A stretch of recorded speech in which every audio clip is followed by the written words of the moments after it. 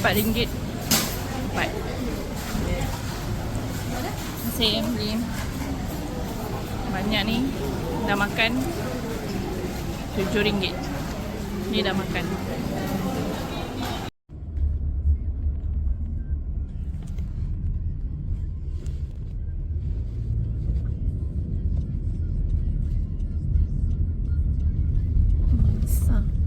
Kalau yang nak pelepasan kat atas. Habis tu? Kenapa masuk dekat air driver? Nak pasal parking.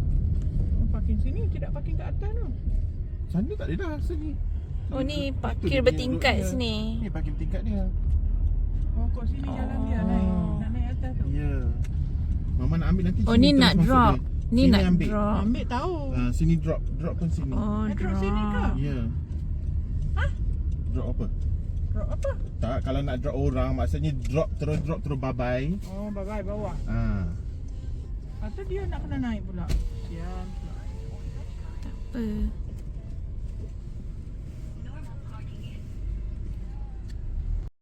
Okay, dari tingkat 2. Dari tingkat 2 dekat dengan toilet. Terus ke Jejantas menghala ke arah lapangan terbang.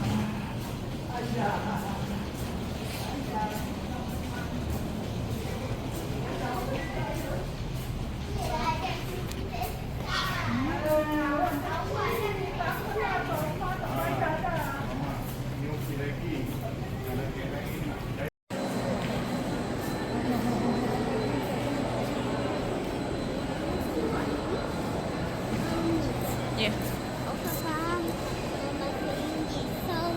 ada bagi untuk warga tu. Sini. Sini nampak. Tu ni.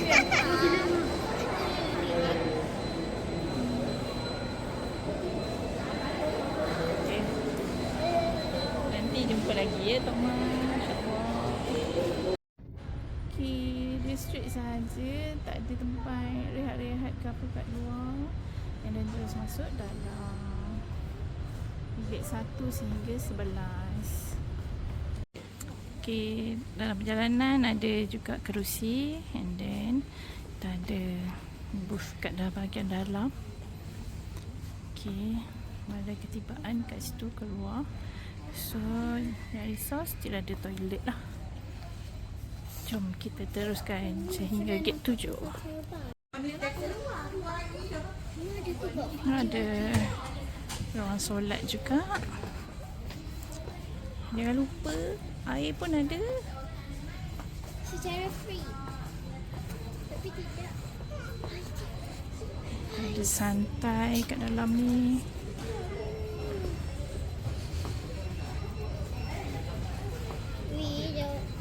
So, Jauh lagi kan? dekat depan tu.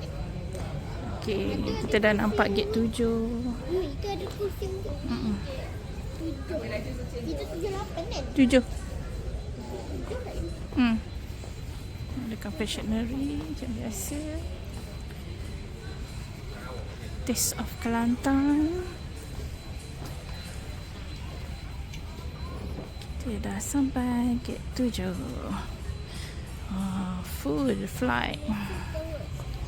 Bunyi. Kenapa? Supaya mak dengan ayah dia sedar anak dia dekat mana. Okay, kat sini pun ada lagi satu toilet. And then ada kedai makan 11. Seat pocket in front of you. Please make yourselves comfortable as our cabin crew will now conduct their safety checks. Thank you for flying with Malaysia Airlines.